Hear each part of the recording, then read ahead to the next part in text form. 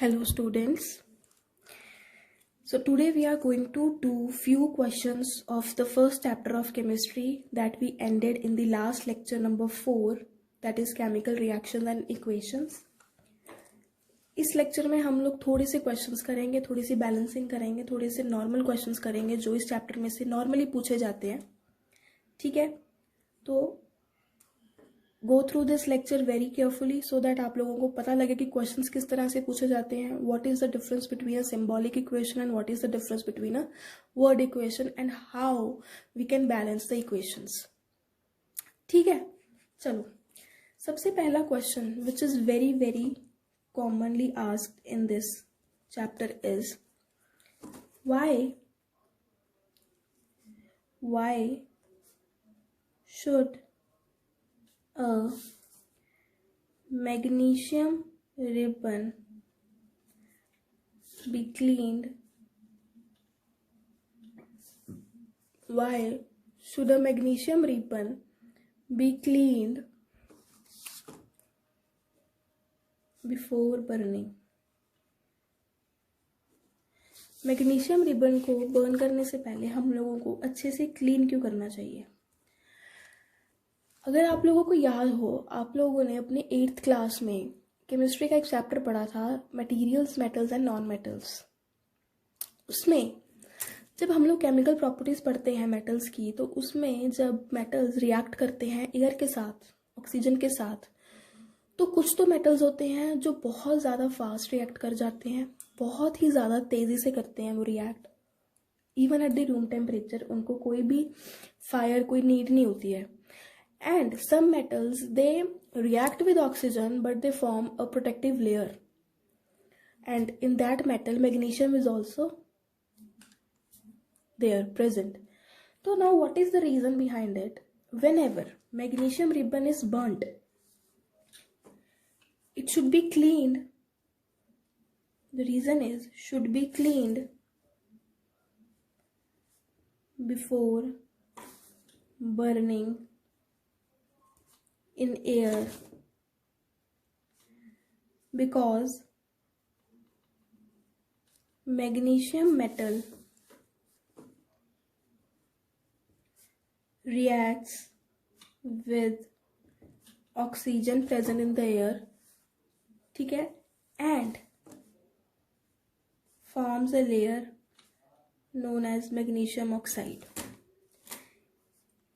Further इसकी oxygen के साथ कोई ऑक्सीडेशन ना हो, इसको प्रिवेंट करने के लिए हम लोग मैग्नीशियम रिबन को क्लीन करते हैं, क्योंकि ये जो मैग्नीशियम ऑक्साइड की लेयर फॉर्म होती है, this is a very very stable compound.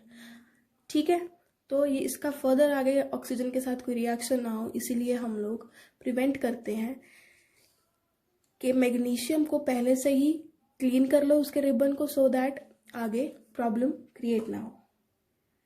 तो let's do some kind of balancing now. Let's balance some equations. We have a symbolic equation, a word equation, hydrogen plus chlorine reacts to form hydrogen chloride. So this is a word equation. First of all, we are going to represent it in the symbols, because इसको ऐसे तो हम लोग balance नहीं कर सकते. So hydrogen is a gas. It reacts with chlorine to form HCl.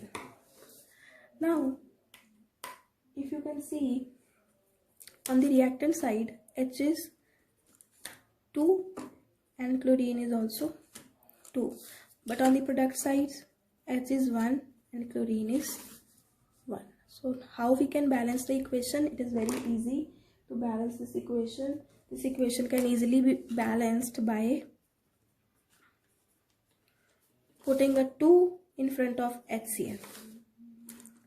This is how the equation is going to balance, because 2 atoms of hydrogen, 2 atoms of chlorine, similarly 2 on the each side of reactant. So this reaction is balanced. ये तो बहुत easy था, थोड़ा सा complicated करते हैं. Let's proceed one more. अभी हमारे पास अगर रिएक्शन आए that solutions of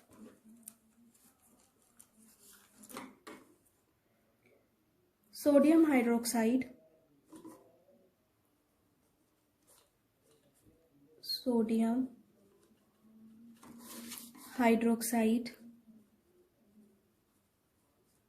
in water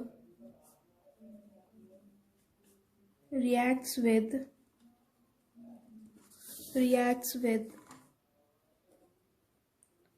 hydrochloric acid solution to produce sodium chloride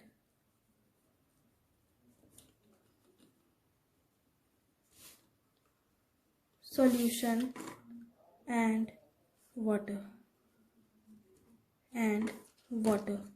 तो सबसे पहले हम लोग इसको लिखेंगे कैसे. They have written solution of sodium hydroxide. Sodium hydroxide क्या है हमारे पास, sodium hydroxide, it is NaOH,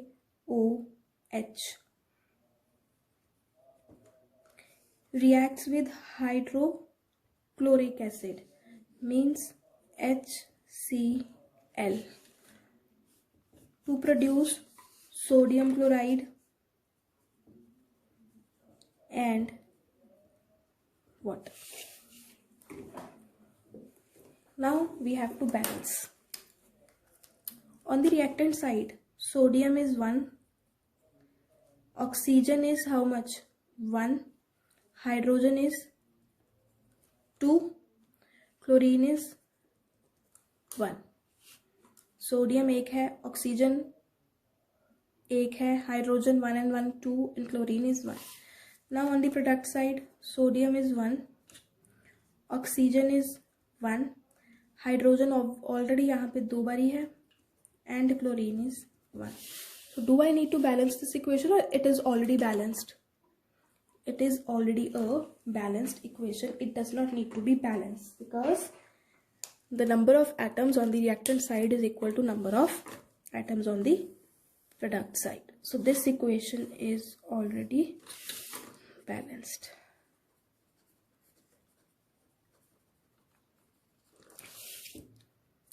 Clear? समझ आ गया. उसके बाद आगे करते हैं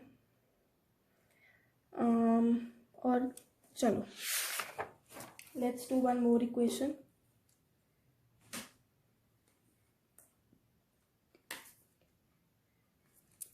Suppose we have equation iron. अभी सिंपल सिंबॉलिक इक्वेशन है हमारे पास. इक्वेशन है iron plus copper sulphate on reacting giving out iron sulfate and copper. First of all आप लोगों को इक्वेशन देख के पता लग गया होगा कि इसमें रिएक्शन कौन सा हो रहा है. The more reactive element is displacing the less reactive element, so it is a displacement reaction. Similarly, I am going to balance these equations. Your homework is to find out which kind of reaction is taking place. Now let's balance this equation. It is already a simple equation, we need not to write.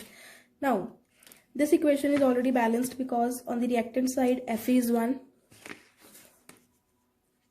copper is 1, sulfur is 1 and oxygen is 4. Similarly, iron 1, sulfur 1, oxygen 4 and copper is 1. So this reaction is also already balanced. कई बार आप लोगों को confuse करने के लिए ऐसी reactions डाल दी जाती हैं कि बैलेंस करो, तो कुछ रिएक्शंस ऑलरेडी बैलेंस होती हैं. ठीक है, और करते हैं. Let's do one more reaction to balance. उतने टाइम तक आप लोग निकालो कि okay, let's do one more reaction.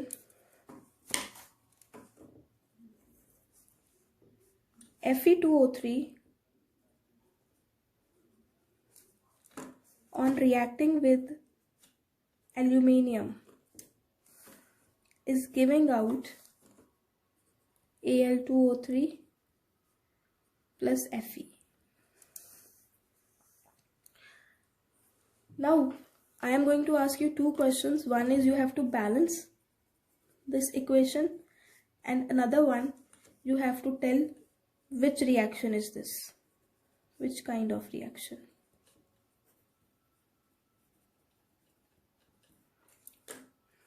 Let's do. सबसे पहले हम लोग बैलेंसिंग करेंगे.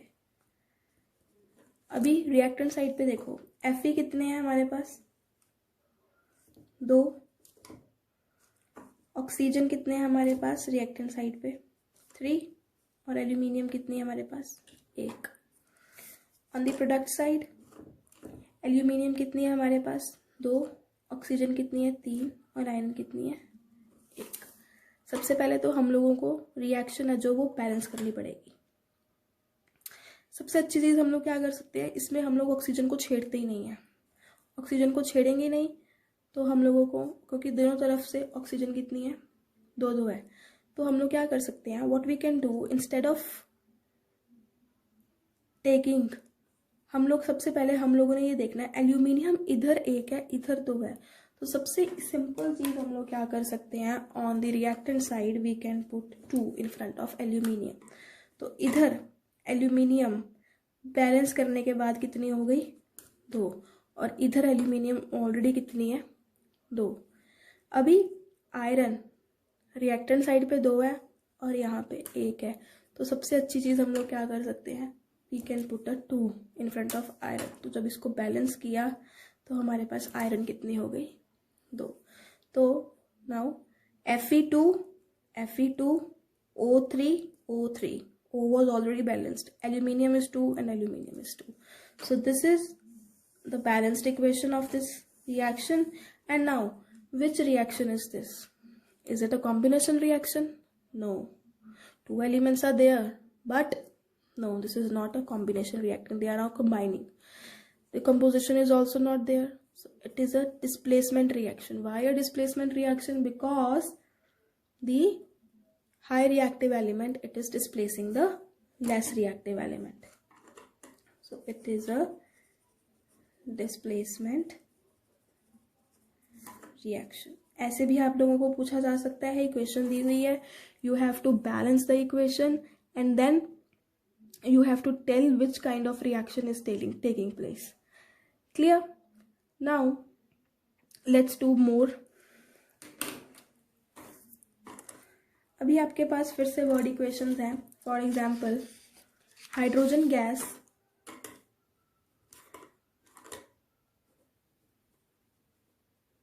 कंबाइंस विद, मैं प्लस का साइन लगा रही हूँ, नाइट्रोजन टू फॉर्म अमोनिया. ये इक्वेशन हमने एज एग्जाम्पल भी करी थी.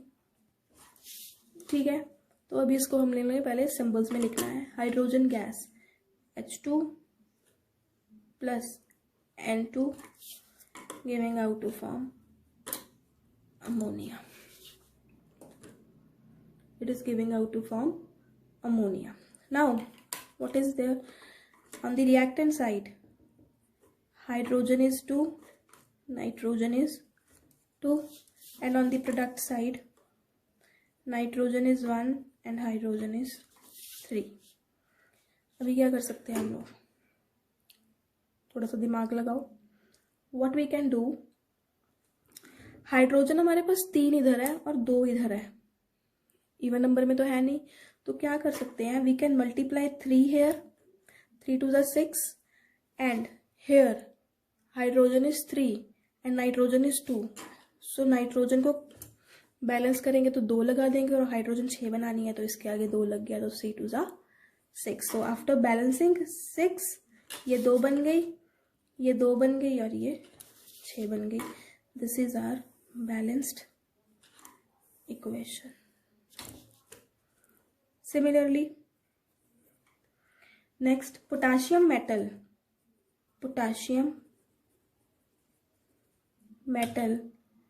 reacts with water. Potassium metal reacts with water to give out potassium hydroxide,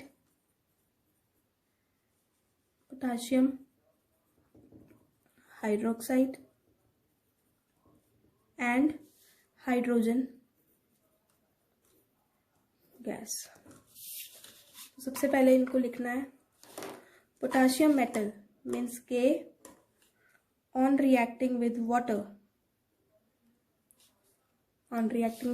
water giving out potassium hydroxide, I have already written that, and hydrogen gas.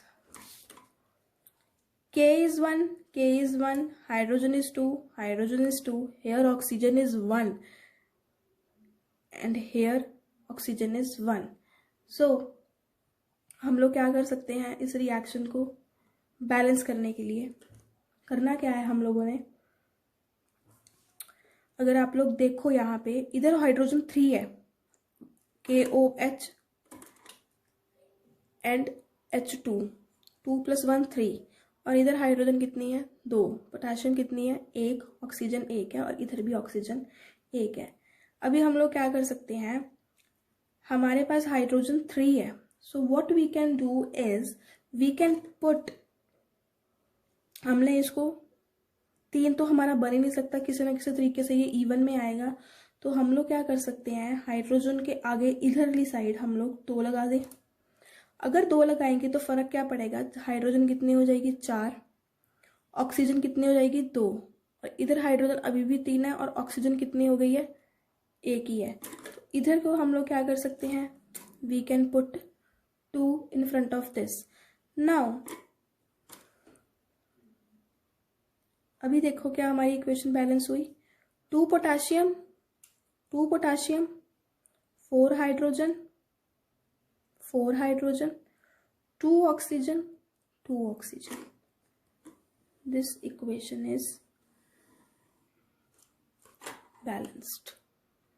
सबसे अच्छा तरीका है, इसको ऐसे लिख लो कि रिएक्टेंट साइड पे कौन सा एलिमेंट कितना है और प्रोडक्ट साइड पे कौन सा एलिमेंट कितना है। इससे आपको बहुत ही ज़्यादा इजीली ये रिएक्शन जो है वो आपकी बैलेंस हो जाएगी। आगे देखो,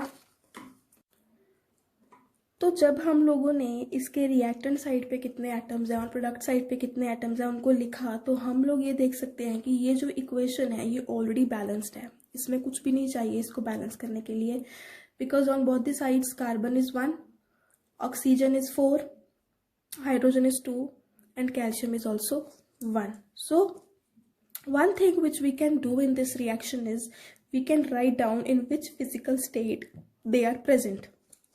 So calcium hydroxide is in the aqueous form, carbon dioxide is in the gaseous form, we have written G.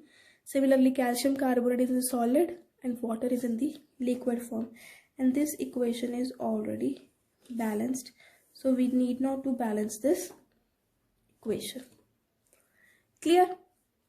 Now next question is, what we can do, you have to write down the balanced chemical equation and you have to identify the reaction which is happening. Now for example, zinc carbonate ZnCO3,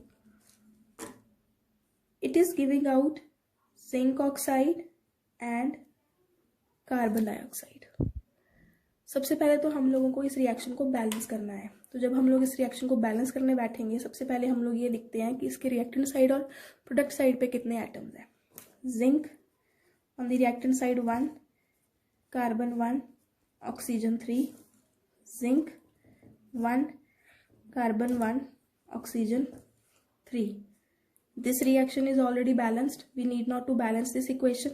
Now zinc carbonate is giving out zinc oxide and carbon dioxide, means zinc carbonate is decomposing, one compound is decomposing to give out 2, means this reaction is a decomposition reaction.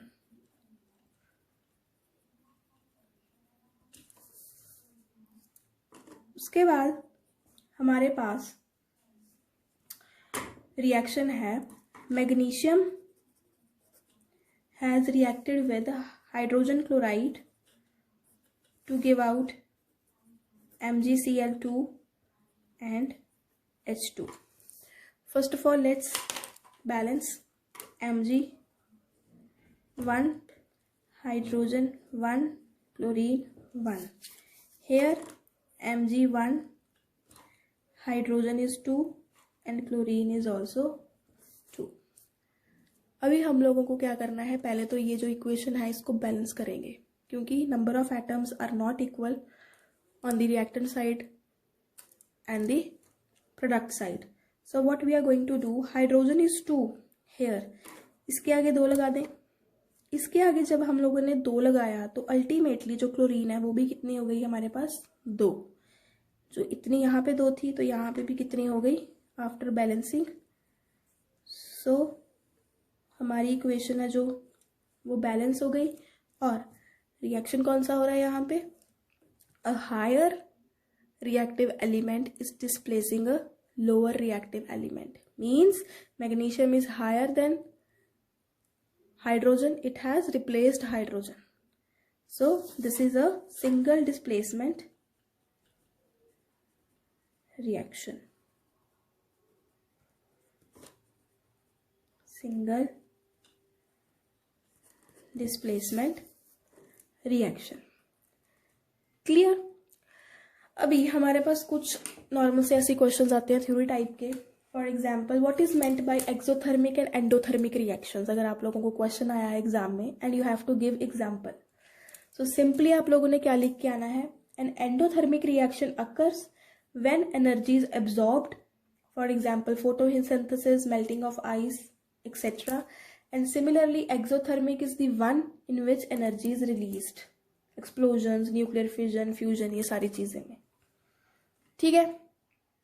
Then why decomposition reactions are opposite of combination reactions, right equations. ये भी आप लोगों ने किया हुआ है, मैंने आपको बताया था जब हम लोगों ने रिएक्शंस करे थे, that combination is reaction is said to be the reaction जिसमें क्या होता है, 2 और more than 2 molecules they combine to form a larger molecule. और डिकम्पोजिशन में क्या होता है, लार्ज मॉलिक्यूल स्प्लिट होता है 2 या 2 से ज्यादा में, मतलब single is splitting into 2, that is decomposition. And when 2 is giving out 1, it is known as combination, वो कंबाइन हो रहा है. ठीक है, समझ आ गया. ऐसे ही आपको डिफरेंशिएट आ सकता है, what is difference between displacement and double displacement reaction, what do you mean by precipitation reactions, what do you mean by oxidation and reduction. ये सब हम लोगों ने पिछली लेक्चर में बहुत ही डिटेल में किया था. उसके बाद एक क्वेश्चन हम लोगों ने टॉपिक किया था corrosion, rusting, if you people remember. So the question can be, why do we need to apply paint, why do we need to apply paint on iron articles.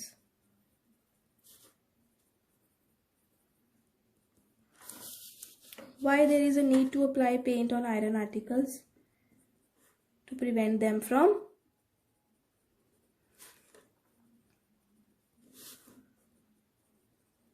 rusting, खराब ना हो जाए वो, to prevent them from rusting. और जब इसको metal paint कर दिया जाता है तो इसके सरफेस पे जो पेंट है that does not allow the metal to react with air and moisture and it prevents rusting. Another question that can be asked, that is asked, oil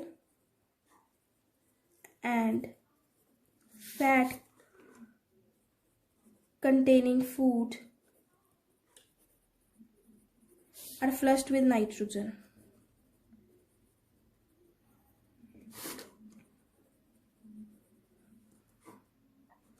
Why? Remember, I told you the same question, because to prevent rancidity. Rancidity क्या होता है? Foul smell which comes from the oily and fatty foods जब वो atmosphere के साथ react करती हैं and it is unfit for eating. Clear?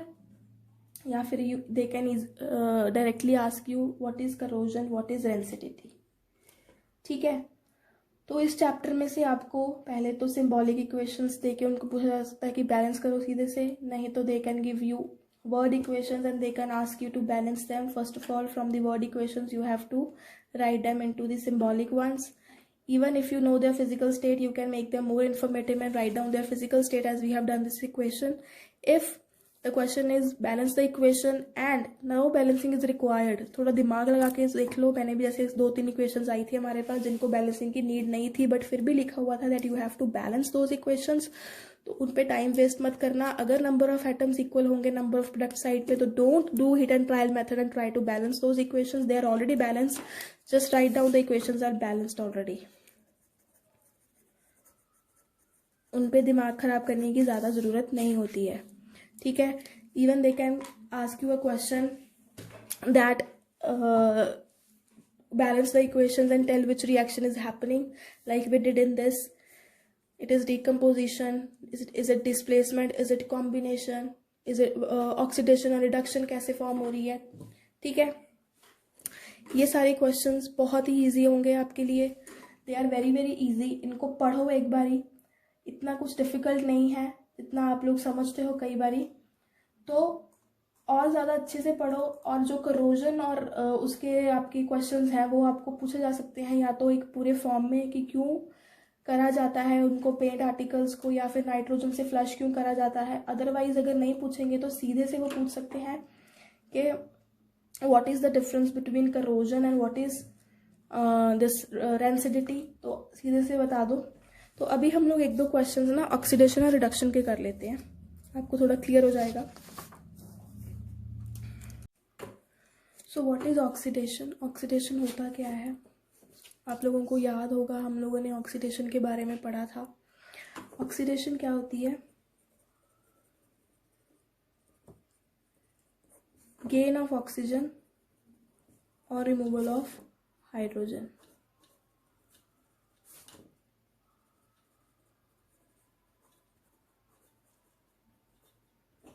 Gain of oxygen और removal of hydrogen.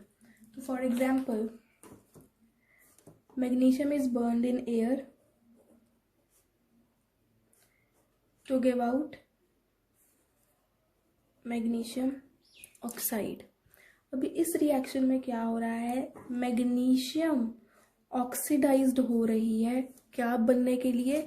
Magnesium oxide बनने के लिए. तो इसका मतलब क्या हुआ कि मैग्नीशियम ने ऑक्सीजन गेन करी है. Magnesium it has gained oxygen. Clear. तो मैग्नीशियम में क्या हो रही है. ऑक्सीडेशन. क्लियर. एक और एग्जांपल करते हैं. For example when copper oxide is heated with hydrogen, it is giving out copper metal and water. Copper oxide is heated with hydrogen, giving out copper and water. Now what is happening in this. Hydrogen is getting oxidized to form water. इसका मतलब क्या हुआ कि इसने oxygen gain करी है. ठीक है. सिमिलरली रिडक्शन की एग्जांपल करते हैं हम लोग. रिडक्शन क्या है हमारे पास. व्हेन हाइड्रोजन इज गेन्ड और removal of oxygen. For example, copper oxide on heated with hydrogen gas giving out copper plus water, जो हमने ऊपर एग्जाम्पल करी है. तो इसमें क्या हो रहा है. इसमें what is happening that the copper oxide is getting reduced to copper. It has lost oxygen. समझ आया. ऑक्सीडेशन भी हो रही है और रिडक्शन भी हो रही है. ठीक है. समझ आया. तो ये ऑक्सीडेशन और रिडक्शन है, और जिसमें ऑक्सीडेशन और रिडक्शन दोनों हो उन रिएक्शंस को हम लोग रिडॉक्स रिएक्शंस कहते हैं. सो आई होप आप लोगों को ये जो हमने थोड़े से क्वेश्चंस करे हैं, एक्सरसाइज करी है, ये समझ आई होगी। इस चैप्टर को और अच्छे से पढ़ो एक बारी, जो लेक्चर्स हैं इनको और अच्छे से ध्यान से देखो, आप लोगों को ये चैप्टर बहुत अच्छे से क्लियर होगा। ठीक है, if you have any query you can comment that question, हम लोग उसका आंसर करेंगे आपको। ठीक है, बस अपने दिल में या अपने दिमाग में कोई भी डाउट नहीं रखना। कुछ भी प्रॉब्लम है, कुछ भी क्वेश्चंस है, you can ask freely on the given number also, and you can comment those questions also. Thank you.